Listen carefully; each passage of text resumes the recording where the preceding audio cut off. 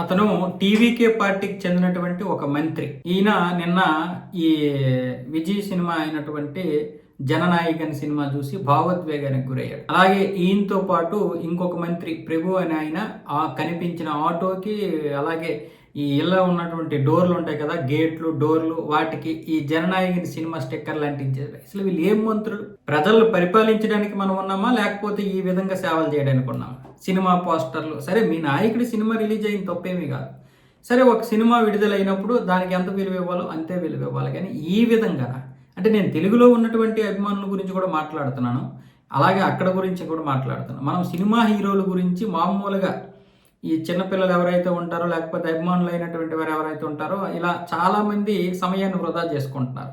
Cinema చూసినంత వరకు అయితే ఓకే, కానీ అంతకు మించి చేస్తున్నాం. కానీ ఇక్కడ ఏకంగా మంత్రులే సినిమాలు చూసి భావోద్వేగానికి గురైపోతున్నారు. సరే ఆయనే ఒక మనిషే కాబట్టి, సరే వాళ్ళ నాయకుడు ఏదో కష్టాల్లో ఉండుంటాడో ఆ సినిమాలో మొత్తానికి ఏడ్చాడు. కానీ కనిపించిన ఆటోకి, అలాగే ఇళ్ళకి, డోర్లకి, గేట్లకి కనిపించిన ప్రతి దానికి స్టిక్కర్లు అంటించేస్తుంటే ప్రజలు మనల్ని దేనికి ఎన్నుకున్నారు? ఈ సమయాన్ని మనం పరిపాలన కోసం ఉపయోగించవచ్చుగా, ఇంకొక దానికి ఉపయోగించవచ్చుగా.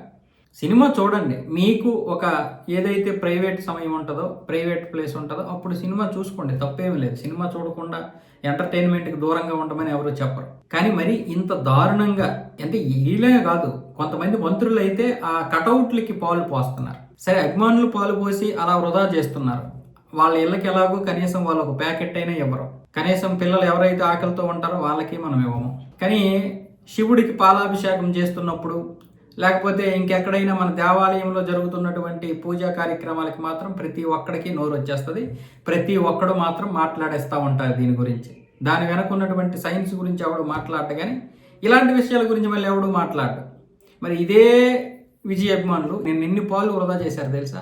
అభిమానులు మాత్రమే కాదు, చాలామంది పెద్ద పెద్ద రాజకీయ నాయకులే ఇష్టం వచ్చినట్లుగా వచ్చేసారు నిన్నే.